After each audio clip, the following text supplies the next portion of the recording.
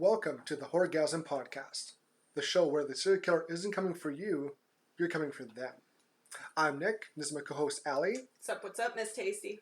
And we got another special guest today. We have his friend Jess. Whoop whoop. Hey. Thank you for joining us wherever you are. Yeah. On this lovely afternoon, morning, wherever you're listening. I usually listen at night. I usually wait until ours come out on like Friday, I guess, at midnight. And then listen. That's my favorite thing to do. Mine's kind of whenever I go out, throw on a podcast. Yeah? Yeah, I guess I listen at work too. I don't know. It's nice to fall asleep listening to something. I listen to a couple that are like myths and legends.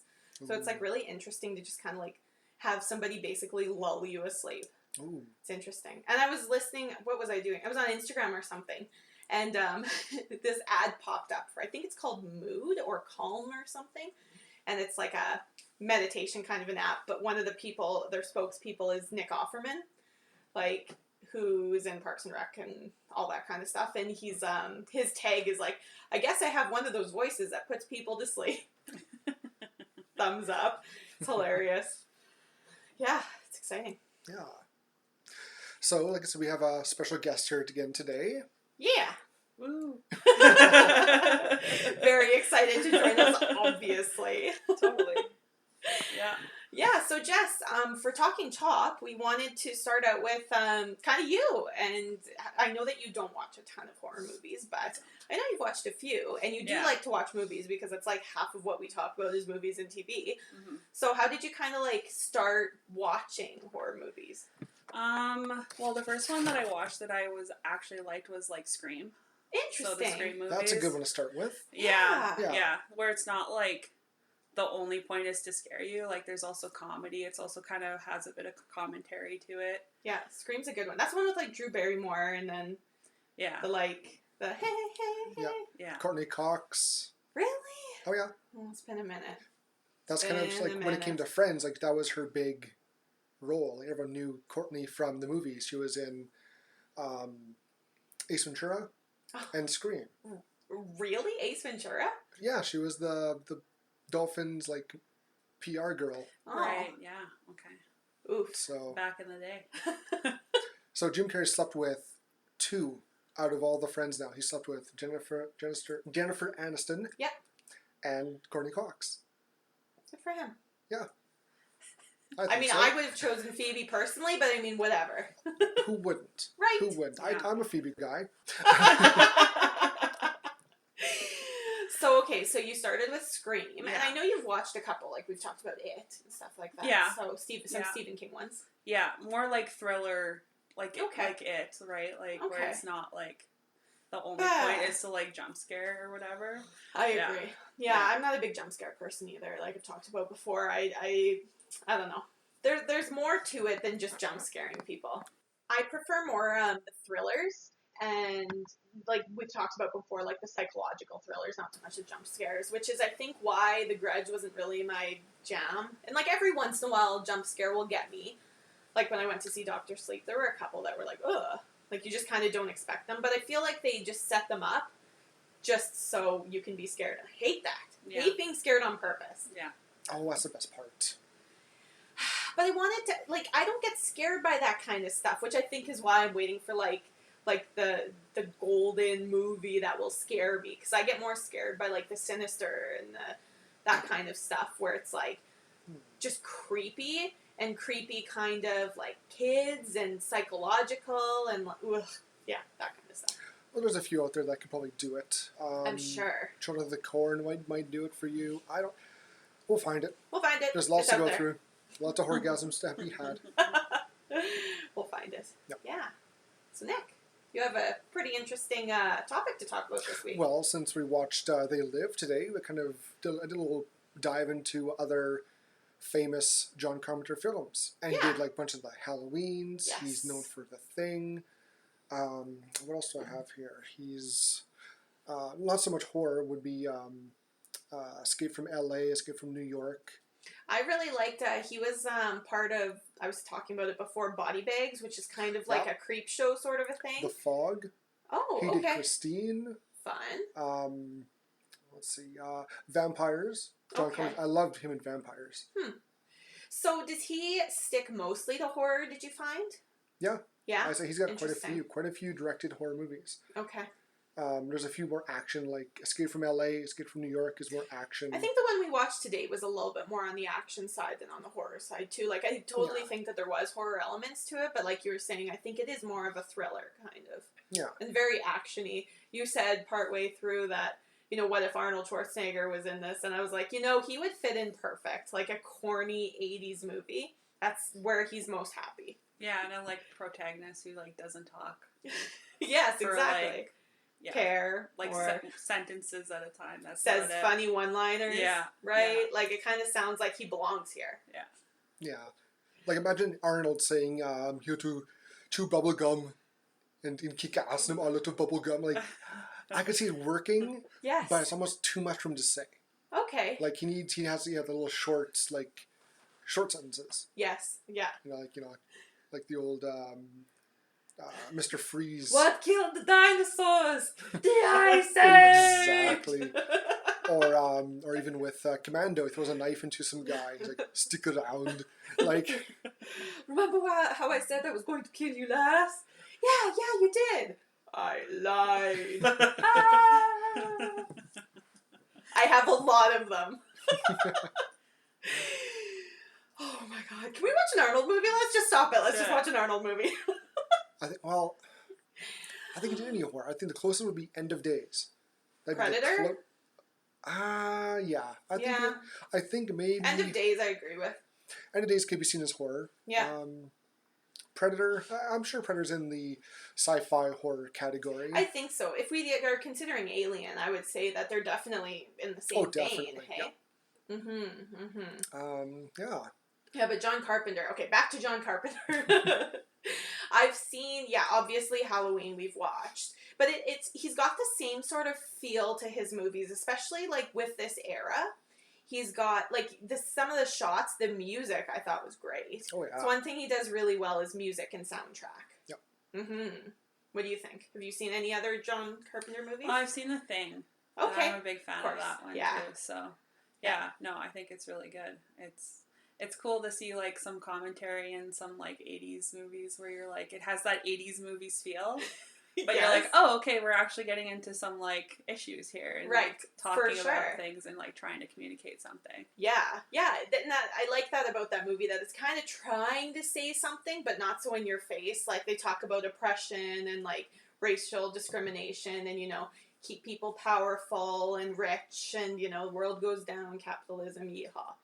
Right? It's interesting to kind of have that undertone, you know, that aliens are, like, controlling us and making us spend and obey and control. And it also has a bit like a Matrix feel, where everyone's kind of plugged in. No one knows what's really going on. It's just all controlled by those who are doing the controlling. For sure. And they're mingling around, kind of doing their own thing. So it's, yeah. I agree. Yeah. I think I made a couple jokes during it that I thought it was very Matrix-y. But I think that that's on purpose. You know, well, not on purpose, but it's, I don't know, I think just because The Matrix was such a big thing and this was probably not. I hadn't really heard of it until you had brought it up, Nick. Actually, when it was out, it was *1 for I think a week. Really? And it's kind of dropped away. And even John Carpenter still can't believe that for 1 week, this movie, for like a budget of $5 million, was that's on awesome. top. I think also, they had Roddy Piper as the lead, and Keith David, he's in there. One of my loves. And Meg Foster. Like, three pretty big names. You know, Roddy didn't do a big amount of acting much after this. He did some. But he wasn't like at a level like with The Rock. Sure. He was also former wrestler, now huge actor. Yeah. So. Yeah, it's interesting when they kind of make the jump over to a film like CM Punk just had that Girl on the Third Floor or whatever come out. Which it just came out on PlayStation. I saw it the other day. We should watch that. We should add that. We should definitely add that. But it seems to be a thing. But it's all across, like, pop stars. Like Lady Gaga is now coming in. She did The Star is Born. You know, Ariana Grande. She was on American Horror Story, was she not? That too. She was in American Horror Story Hotel. Ariana Grande was in a season of Scream Queens. I mean, obviously she started out as an actress too. But you know, like that, just that they want to be so multi-talented, multifaceted. And especially when these days, when you want to be an actor, you have to be able to act, dance, sing, everything. You have to be a jack of all trades or you don't even get noticed. So, and you have to be pretty and thin and, you know, all that kind of stuff. Like, you have to be like a perfect human. I don't know how people do it. Ugh. Okay, well, should we get into They Live? I think so. Let's do it. Okay. I have come here to chew bubblegum and kick ass. And I'm all out of bubblegum. All right, so this week we watched They Live, which is a 1988 film, obviously directed by John Carpenter, because we just talked about him to death. Fun movie. Hey? Yeah. Kind of It's a fun movie. It's a good classic. It is. It's a fun watch. It's one of those sort of like action-y horror movies. And Sci-fi action. Yeah. With like just enough like bad acting that it's funny and enjoyable. Like the kind of, and like so stereotypical like explosion scenes where it's like, ugh, and fighting. I love it. Yeah, it was good. It's a good 80s movie. For sure. Well, the one fight scene in this, they parodied on South Park. Yes. So well between Jimmy and Timmy. Yeah. Yeah. When you mentioned that, I've seen that episode. I love that episode. But I didn't realize that until you mentioned it. And I was like, oh, yeah. Yeah. It sure is. And even the line, I'm here to kick ass and chew bubblegum, was on Duke Nukem. And they got it from this movie. Yes, and I recognize that, for sure. That was, because as soon as he said the line, I was like, oh, is that from Duke Nukem, or did Duke Nukem take it from this movie? And you said, yeah, he took it from this movie, which is a great, there's so many good one-liners in this. I wrote lots of them down. We'll talk about them as they come up. Oh my gosh. So Jess, how did you hear about this movie? Well, you guys told me about it. But I watched the trailer before and I didn't know anything about it. And then I was like, oh, John Carpenter, well, right. I can definitely sit through a John Carpenter movie. So, for sure. Yeah, awesome. And Nick? Oof. Probably mid-90s. Okay, fun. Yeah, I remember, again, I know I came across it when I used to go through my VHS horror movies, where I'd flip through, but yes. Yeah, I never actually watched the whole thing until today. Oh, interesting. I've heard of it. Yeah, I've heard of it. I knew about it. I've watched clips of it. Sure. But I never watched the whole thing start to finish. And now I have, and I liked it. I thought it was a good movie. Yeah, it was enjoyable, for sure. Yeah, I found out about it when you brought the movie up here. And I just looked at the front cover and I was like, huh, it's interesting. Because the front cover is like a pair of sunglasses kind of down on the guy's nose, and then the reflection of the sunglasses is these like alien creature looking things. Yeah. And I was like, huh, that's interesting. I thought it was going to be scarier as soon as I see monsters, I assume it's going to be scary. But just because of like Chud and stuff like that, right? Yeah. But like this could have almost been like a Limits episode. For sure. Or Twilight Zone. Twilight Zone is what I was going to say. For sure it could, yeah. Yeah, like they made enough of it to work for a movie, but I don't know. It just, yeah, you could have cut out the parts, like the gratuitous fighting scene that was like 20 minutes long. Probably could have done that. It was supposed to be 30 seconds. But then I think Piper and David were like, let's make something fun of this. And they did.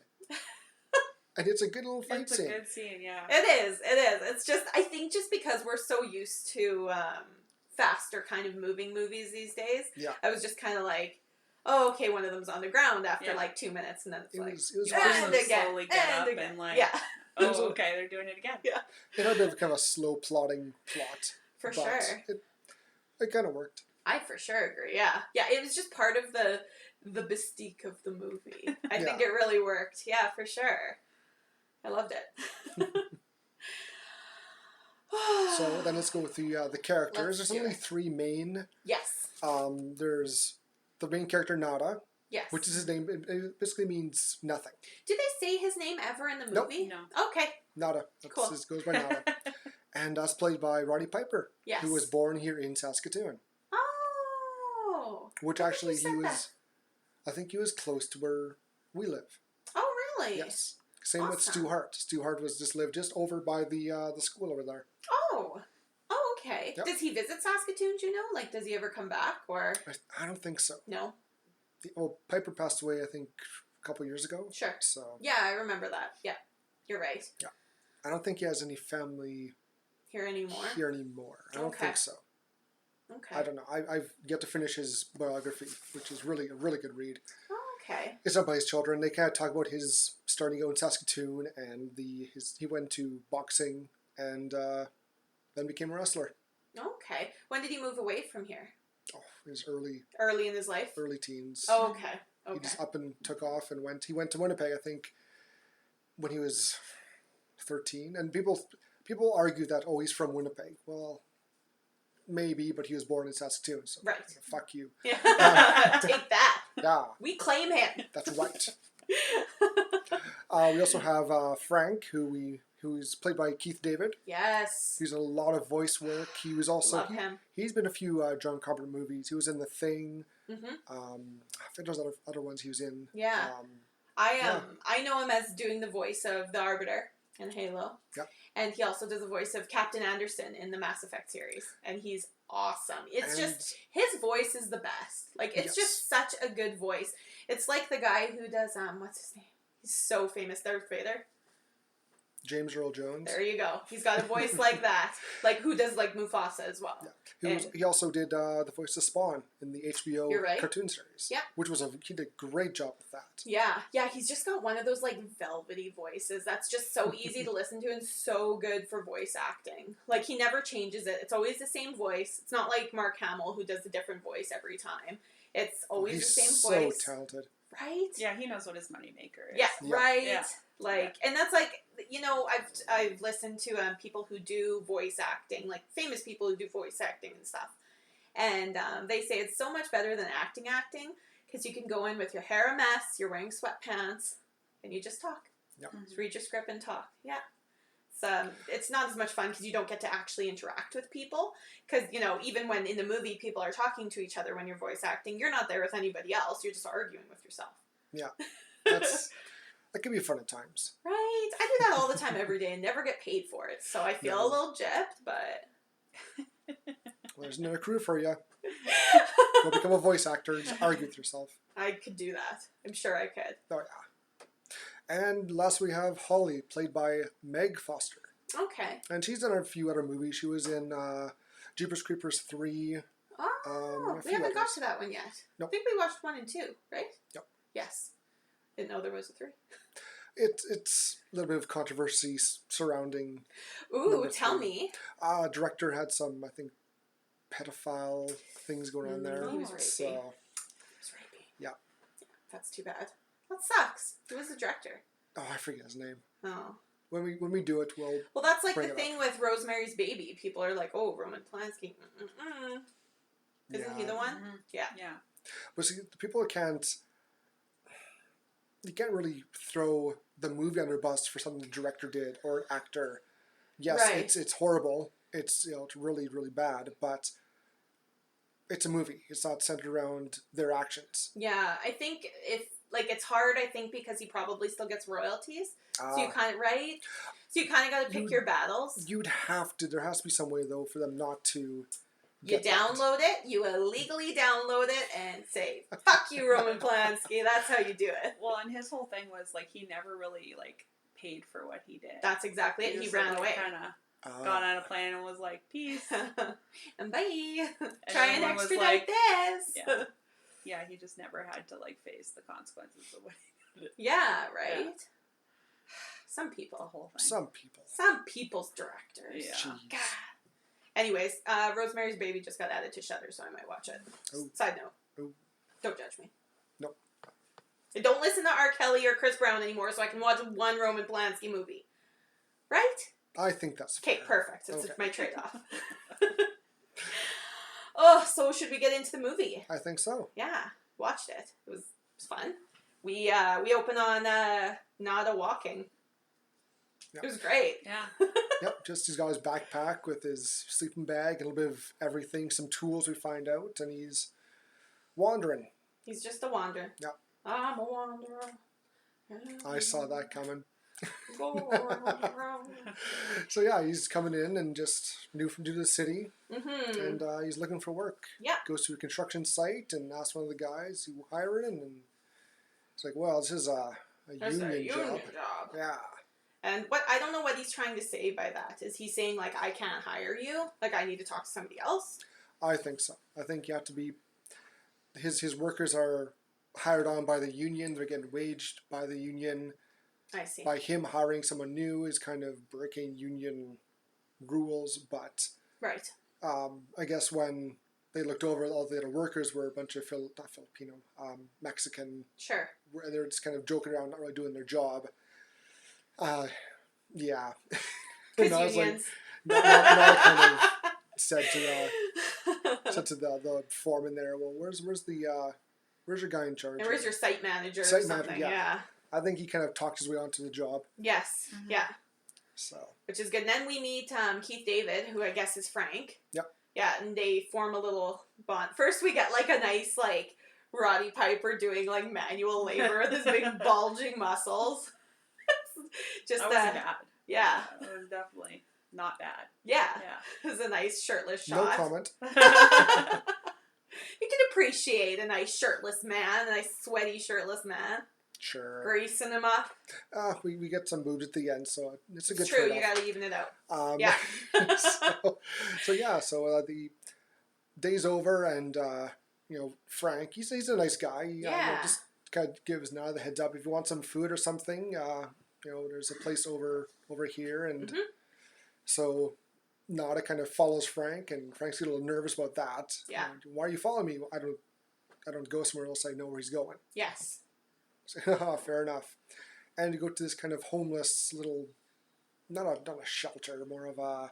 Like a camp. It's like a community, yeah. It's like one of those, homeless communities that are in LA now. It's just kind of like a bunch of makeshift homes. Yeah. Bathrooms, that kind of thing. Yeah. Yeah. And he goes and they get some food in them, and they have a TV set up, and they're watching, and then as they're watching, someone kind of hacks on, and there's this broadcast telling people that it's a lie. Yes. Very Matrixy. This is when you start to feel a little Matrixy. It's like, they're like, we're being repressed. There's, racial oppression, and they're keeping the people down, and, they want to keep us sedated and sleeping, and it's weird because they look, Roddy Piper's kind of half watching the TV and then looks across the street, and the preacher, who we see in a quick shot in the beginning, is mouthing along to the words on the TV. Yeah. Mm-hmm. And he's Which I didn't get at first. I'm like, what's he? Was he like a prophet? Is he kind of manipulating what's going on?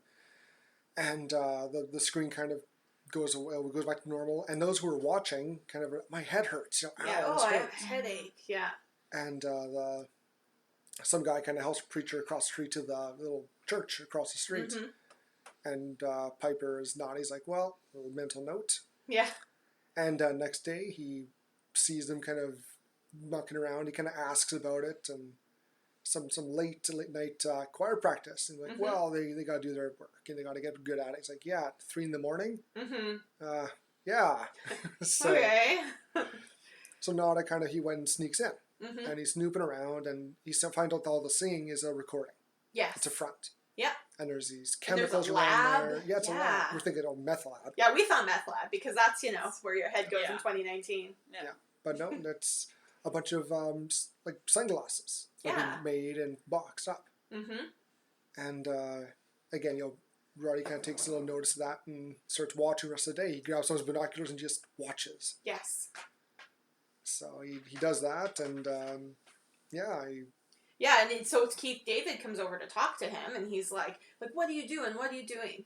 And like, mind your own business. I keep my nose in my business. You keep your nose in yours, and nobody gets hurt. That kind of stuff. And then he's like, screw you, kind of, and keeps watching with his binoculars. And we do a cut to nighttime, and all these this helicopter comes, and all these police come and people in the house start driving off and running off, or not the house, the church. And then this big bulldozer comes and starts just taking out all these shelters, all these little homes and whatnot. That's kind of mean. Yeah, super mean. Yeah. Nobody grabs anything. They're just running for their lives because this bulldozer's wrecking shit. Yeah. So. And they run, and they kind of hide in this other little house, and next day people are trying to kind of clean up and grab what they can, and Roddy just kind of goes back into the church. Yep. And he kind of kicks in his little hidden trap door and grabs a box out of there. Yep. And heads off to an alley and opens it up. He's like, more sunglasses. He thinks that there's something else inside. So he goes to the bottom, just sunglasses. So he kind of hides them in the garbage and takes one for himself and starts walking around with them on. Like, he was thinking drugs too, right? Oh, totally. For sure. Okay. I think he was thinking, well, maybe I can use this and get some money. I was gonna say find something, sell it. That's what I was thinking. Or turn drugs. I won't turn him in, but just try and get himself a little boost. Yes, for sure. Because he's just trying to make money this whole movie, really. Yeah, trying to make ends meet and just survive. Yeah, we don't get a ton of backstory from him, do we? No. His name is not Alana. Obviously not. All I know is that Frank has a wife and kid from another Denver? city. Isn't it in Denver? Michigan. Michigan? Yeah. Okay. And as Niles walks around with the glasses on, he sees that things are different with the glasses on. He looks at a sign that says "Obey." Yeah. Takes the glasses off. It's just a regular, advertisement. Mm-hmm. Looks at another one where it's some girl on a beach, puts the glasses on. That one said reproduce. marriage and reproduce. Marriage and reproduce. Yeah. And he takes it off. He's like, "Oh, that's funny." And, yeah, I wrote a couple of them down. They're interesting, but there's these signs all over. And then he goes to a newsstand, and they're just all covered with just subliminal messages. Yeah, I wrote some of them down. Yeah, it's obey, no independent thought, the reproduce and marriage, stay asleep. Yeah. Like, there's so many different, sayings, kind of. They're really, really pushing how... Which is, really interesting, because isn't that really just advertising? Mm-hmm. Right? Yeah. Yeah. Like, we've taken a marketing class, and that's exactly what it is it's just a nicer way of selling things. Yep. Really. And that's exactly it, is, even with, quick off topic, even with, the diet industry and everything is, they're not saying, you have to be skinny. If you're not skinny and pretty, shame on you. But all of the people that, are being paid for their looks are skinny, thin models, right? Yeah. It's just a subliminal kind of, this is what you have to be, obey. No, don't think about it too hard. Don't think about what your body actually needs. Put it in starvation mode and get thin. Mm-hmm. Right? I'm telling you guys, this movie's deep. It's I feel like that English teacher where it's and he saw a blue door, and I'm like, what does it mean? Well, for its time, it is pretty deep. It does is. really kind of touch on... It was also, at the time, a very political movie. Of course. For, I think it was 88, so that was... Bush took over from Ronald Reagan, I believe. I wasn't alive. I was. So I'm pretty sure this was the election for... Sure. Yeah, from Reagan to Bush. And, it does have a very real, scary... Yes. Truth to it. Yes. So. And these people are hiding in amongst everybody, pushing their product, pushing riches, pushing and that's the thing is if you listen to what the alien people are saying, it's always oh, she missed this class. Oh, you should buy this cream. It'll make you look younger. Oh, you should do this. It's that suggestion, not saying obey, you should do this, human. They're saying, oh, you should try this. Oh, you should go to this class. Yeah, keep spending money and keep getting us richer and those helping us richer. Exactly. Making the poor poorer and the middle class poorer as well. Yeah. And that everyone should want to be rich. Yes. And should aspire to be that. And that's the thing is the guy at the end is everybody wants to be rich. You can't tell me you don't want to be rich. That's what everybody wants. Yeah. But there's different kinds of rich. You could be, rich in love, rich in family, rich in time, that kind of stuff.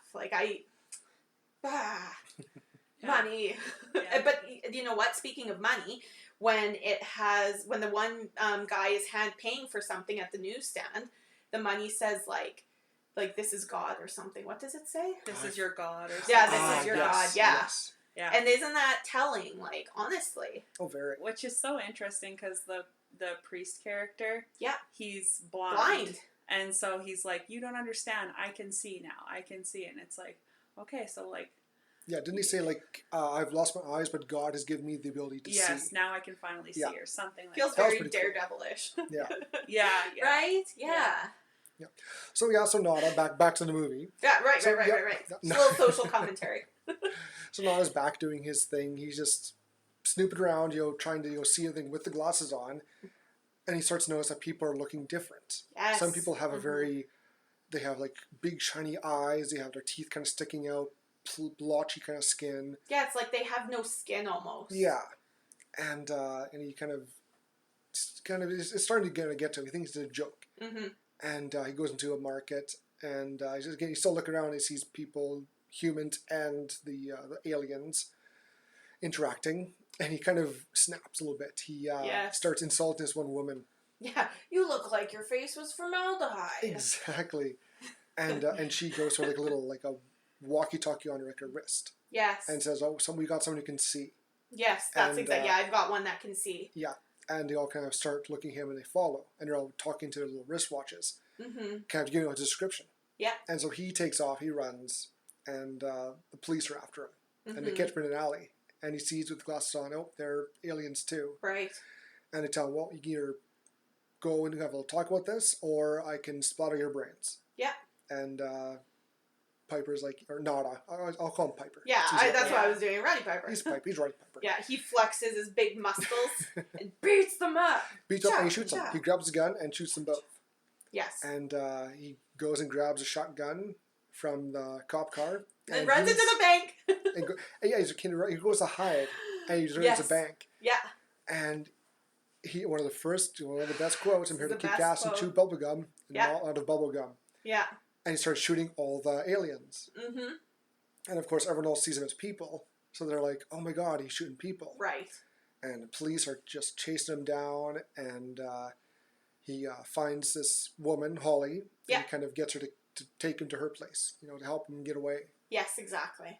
So he does that. And he's kind of hiding out her place. And he's like, oh, I'm sorry. I didn't mean to get you involved. But, here, look at his glasses. Mm-hmm. And she kind of like, you know what?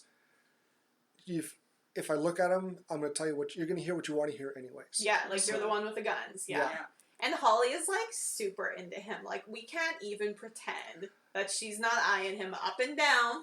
She's got some really creepy, it's her voice. It's her tone. He has like a fetish for like kidnapping. Like for real. What's the it's like Beauty and the Beast. What's the Stockholm syndrome? Yes, I swear it's Stockholm. So just kicking in. She's like, ooh. Yes. Yeah, but she's like, just the way she says things is not like, oh, like, you have the guns, you do what I say. It's like, well, you have the guns.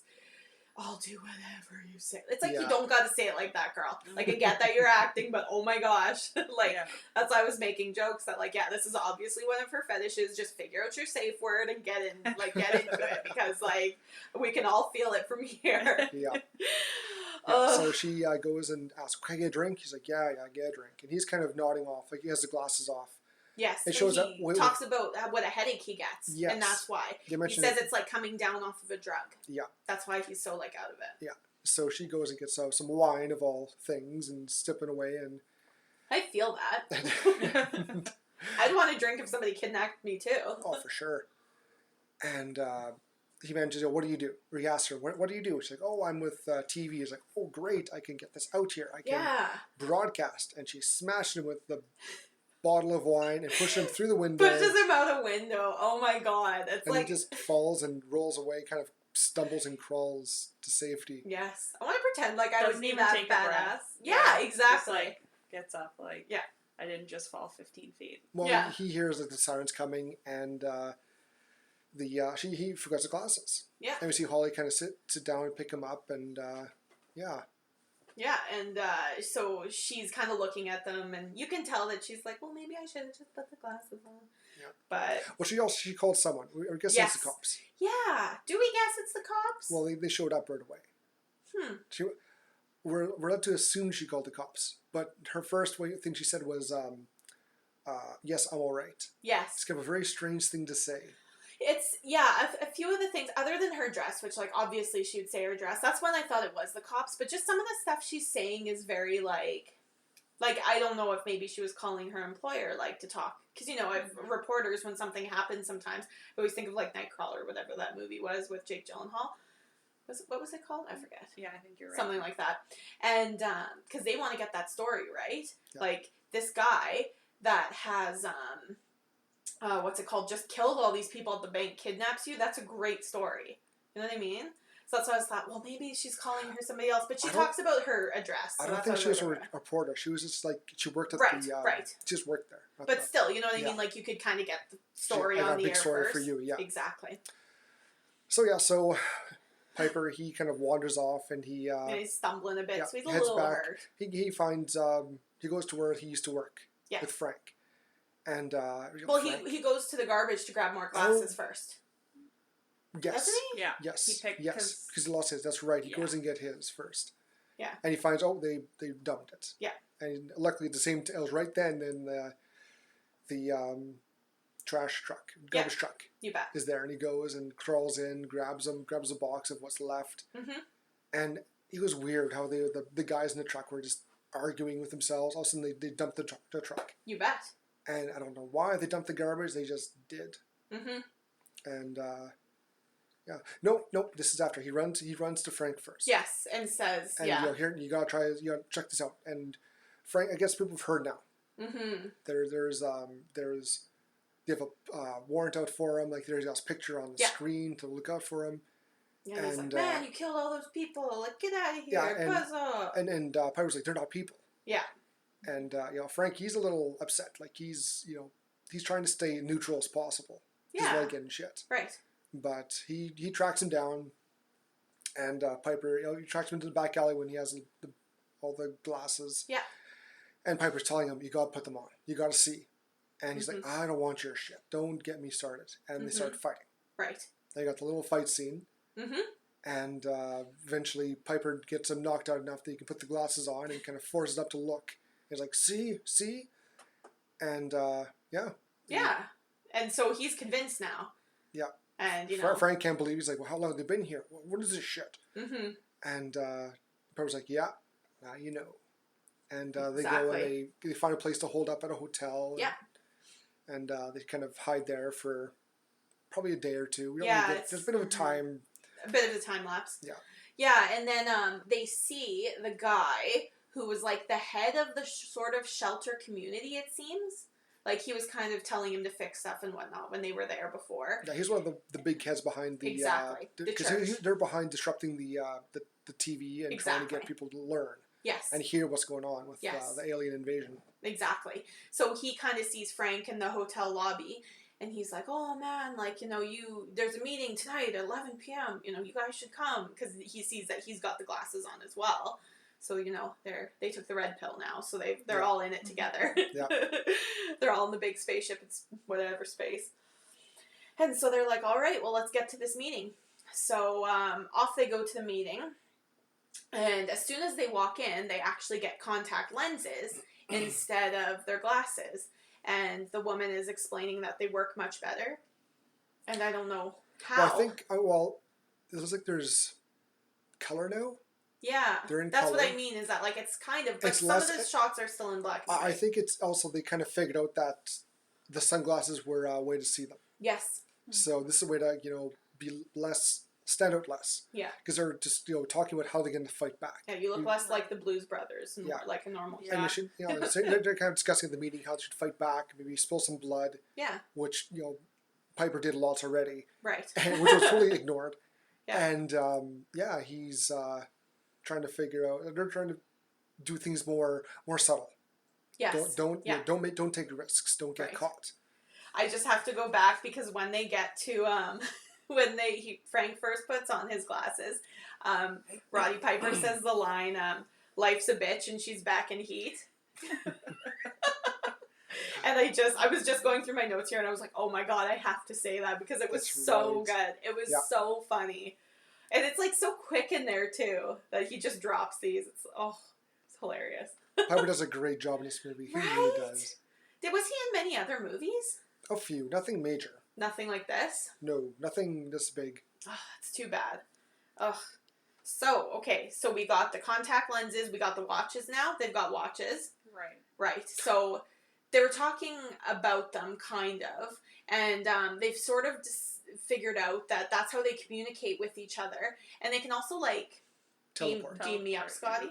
Yeah, because when Piper's in the bank killing people, he gets someone in the corner, and he's kind of giving out a description of Piper. All of a sudden, he hits a button and he disappears. Yes, and they can't seem to figure out how to make the transport happen, which they never do in this movie, do they?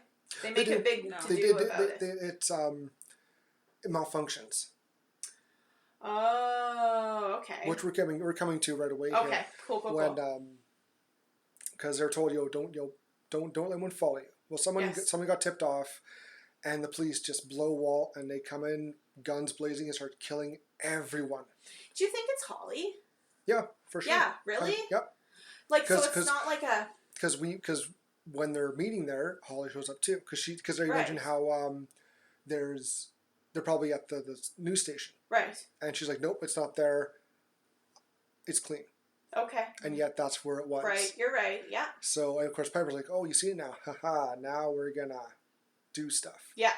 And then this is their kind of talking away. Wall blows in, and police come in and just everyone gets shot. Everybody. And, But the resistance, we'll call them the rebels. Love it. They got guns too. There's a bunch of Uzis, machine guns, pistols, handguns, everything. Yes. So they got some ways to fight back as well. Mm-hmm. Everyone kind of grabs a gun. Frank and Piper got guns, and they kind of bolt out of there. Holly takes off. She just runs away. Yeah. And so they kind of get trapped in a alley. Yeah, it's another alley. Yeah. And they're trying to, shooting them off, trying to get away, and they're arguing, what are we going to do? What are we going to do? And they can hear, like, the Frank drops the watch, and it says, this has been malfunctioning, and a big hole opens up in the ground.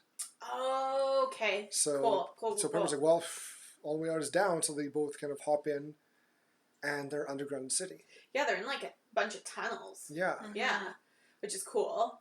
But, so they just start wandering around, and there's, like, a voice over the intercom that it's like, all signs are in bilingual, and blah, blah, blah, and so they get to the end of the hallway, and it looks like there's, like, a big gala going on, and there's a dude announcing, and he's talking about how, exactly like you said, Nick, like, the rich are getting richer and the poor are getting poorer, and, our profits are up 39% again this year, and I was like, oh, that's a lot of percents.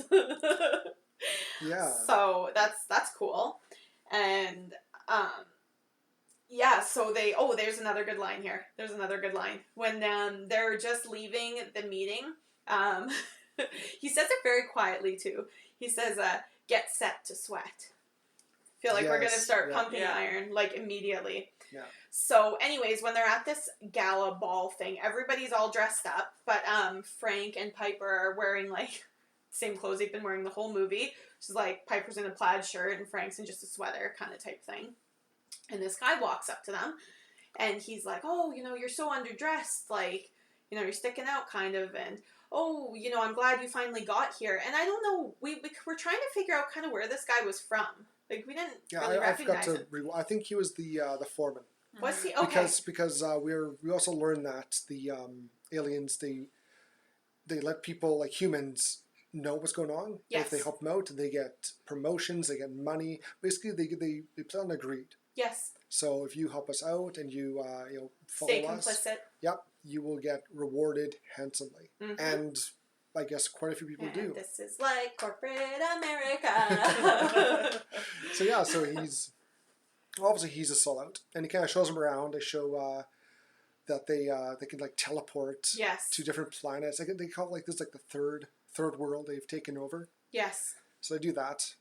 He shows them to where the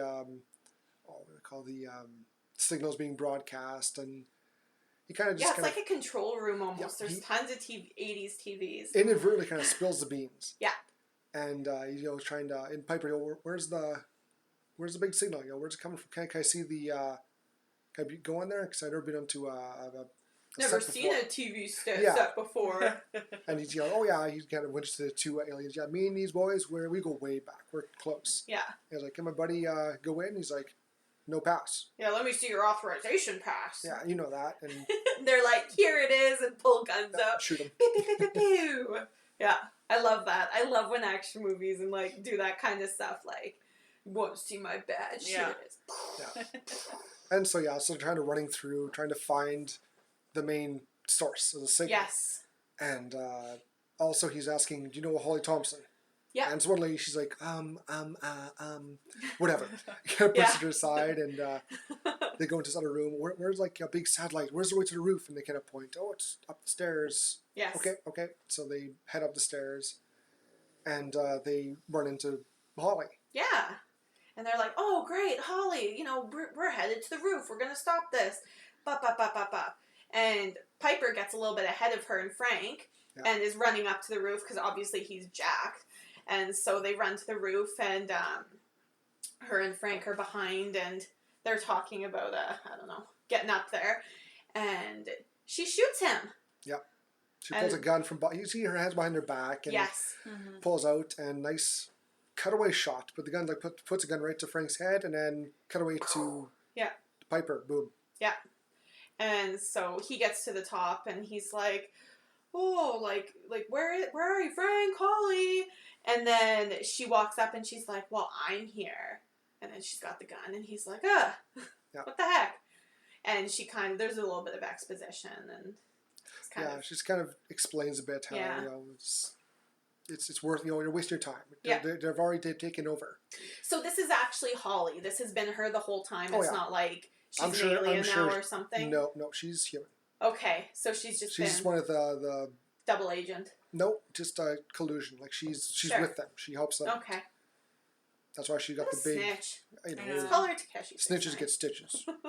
And in her case, snitches get shot. Yeah. Piper shoots her. Yeah, Piper shoots her. So and of course then police helicopter shows up and warns him, don't do anything stupid or we'll shoot you. Mm-hmm. And Piper kind of like, oh, fuck it. Yeah. And shoots the signal, and it kind of blows up. And as he shoots it, they shoot him. Yes. And Piper kind of like in shock, kind of just falls backwards, and a little bit of blood by his head. And as he's dying, he's giving the finger to the helicopters, which is so metal. Like, if I was going to go out that way, I would do the exact same thing.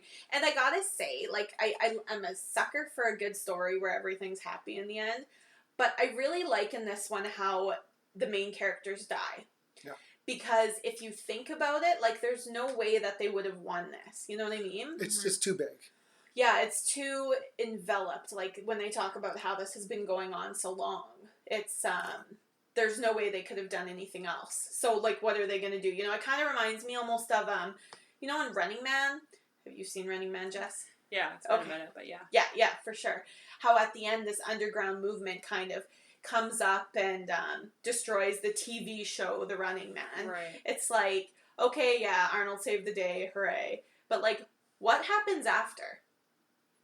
Yeah. Like, this is the government. Like, this is the world. And, okay, you took down one TV show. Like, what happens now? Like, the good guy can't win in this movie. There's no way. Because you're not going to win against all the advertisers, all the police officers that are complicit. Like, everybody. You just can't. Anyone that you should be putting trust in, you shouldn't be putting trust in them. There's nobody that you can talk to. Yeah. You know what I mean? And that's what I think part of the reasons that this movie could be so scary is, like, anybody, if you don't have your contacts, like, you cannot wear those contact lenses forever. No. And if he can't find another pair of glasses, who do you trust anymore? Exactly. You can't even trust humans because of Holly, right? Yep. Anyways, so that's my little at the end there. But so the end of the movie, he shot the tower. The signal's disrupted, and basically, because like a cloaking, everyone sees him as normal. Yes. All the signs that say obey are all kind of, like, they look normal. Yep. Everything gets changed, so they can see him. And we see, like the people on TV, they become, like, they got the alien looks to their faces. We got some guy in the bar just kind of watching TV, and it was like, everybody turns and is staring at him while he's watching TV. And it closes with this girl. She's quite topless, and she's mounted on some guy. She's having some fun. Yeah. And she'd see on TV, this is kind of weird. Why is that guy looking all funny? He looks down, and the guy's like, what's wrong, hun? And he's got the whole alien look to his face. And she's just like, oh. And. Yeah, roll credits. Yeah. You know what? That's a good way to end the movie. It is a good way to end the movie. Get some little bit of tits at the end. A little bit of boobs. Yeah. Just some boobs. Just some obligatory boobs, because, you know, that's what makes a horror movie is gore and boobs, really. Mm-hmm. If I've learned anything from horror movies. Horror or horror movies? Whatever you want it to be. I know there's a few movies this is very similar to. Okay. They took the idea from, like The Arrival. Okay. Same kind of idea. Aliens come over. They're trying to, not climatize, but kind of colonize the planet, make it hotter for what they like. Okay. They've got the same idea. They already kind of are in. Yep. They don't know that they're aliens because they're transformed. It's a really good movie, and they're all you don't know who to trust. But you know what? It also reminds me of, Nick, is Maximum Overdrive, right? Like how they have these people coming in, they use the trucks to kind of like. They were more getting rid of the humans, but it was the aliens were coming in ahead of time and getting the planet ready. And that's kind of what was happening here was there was more and more of them. Their wealth was growing. Yeah. They did talk about climate a bit in this movie and how they were making it a little more ideal. Yes. Yeah. So, which is weird. But, you know, when you think about it, like, it could technically, you know, if you wanted to be a conspiracy theorist, it could be happening. Oh, you know, we have climate change going on, like it's getting hotter, ice caps are melting. Maybe they like it hotter on Earth, right? These aliens. Same thing with wealth. Like, it could be a whole thing, you know? Like, the wealth is such a small percentage of the world owns the wealth. And, you know, like, I don't know. It just could be a thing. Well, and I really like the whole theme of, I don't know if it's the theme, but of, like, how their whole gig is to turn people on each other. Yes. So it's not about, like, furthering the human race. It's about, you know, being rich and stuff like that. Yes. And I find it so interesting that this was made in the 80s because you still have, like, kind of the Cold War going on. Yeah. And they do mention, like, how they try and, like, pit people against each other by, like, people calling other people communists if they want things that are, like, basic rights for human people and things like that. And and the homeless problem and stuff like that. Absolutely. Didn't they do that? Didn't they kind of say we're going to, for, like, the rebels, we're going to be labeled as communists and terrorists. For sure. Yeah. Well, absolutely. And it's just a way to deflect blame as well, right? Kind of. Yeah, and we see that so much now, like with what's going on in the States where there's all this misinformation going around and people end up blaming poor people for their problems. Right. And it's like, well, you know, if we really think about how much power, like those are such disenfranchised people, like let's look at the people that are actually making the laws, enforcing the laws. And who have a lot of the wealth and power in the world. Yeah, what are they doing? Yeah. What are they doing to change? What are they doing to help? Right? Not enough. Not enough. Well, it can also be seen as how they're trying to get more money. They're using people's fears. Climate change, the whole thing, that can be seen as also a fear factor or fear mongering. Hey, do you want to help out? We're going to put a tax out there. Pay more money into it. We're helping out. Right. Who are we really helping? Right, that's exactly it. It could be said for anything, right? Exactly. Like next, they could say, "Oh, we're running out of water. We're going to have a hydro tax." Yes. You know, you're spending too much water. You got to pay extra. Well, no, that sounds a little silly. Yeah, it's interesting how it could. Yeah, like you said, it could be spun in so many different ways. Oh, for sure. Yeah, that was a fun movie. That was a very thought-provoking. Oh yeah, for sure. Again, like it's a more mental kind of movie. It really. For those who are really into this is like a good movie for those who are big into the conspiracy theories. Yes. This is a movie for them because it really gets you thinking, well, maybe this is, if this guy in the movie, maybe they're trying to make a statement. Maybe they're trying to get a secret message from the movie. For sure. Into like reality. Same with like the Matrix. People people actually think that we're in the Matrix. For sure. People believe that. Yeah. It's yeah. But I mean, you could also, and this is totally a thing. It's like when I used to play The Sims, I always would think like, what if somebody's controlling what I do? Mm-hmm. And this is all a thing that I think about that I try not to think about because it breaks my brain about like free will. Like, do we actually have free will? And I think that this is an argument that you could have within this movie is, do you have free will, or are you just, you know, a slave to the capitalism to obey, to reproduce and marry?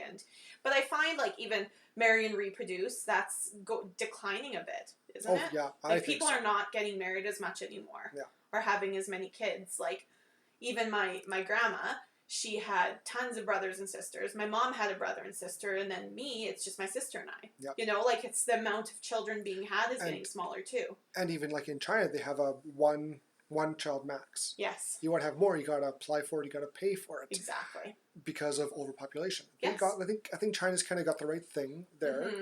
Mm-hmm. Other countries, I think the more, you know, Iran, Iraq, that kind of India. Yep. Like they just popping out kids left, right, center. It is.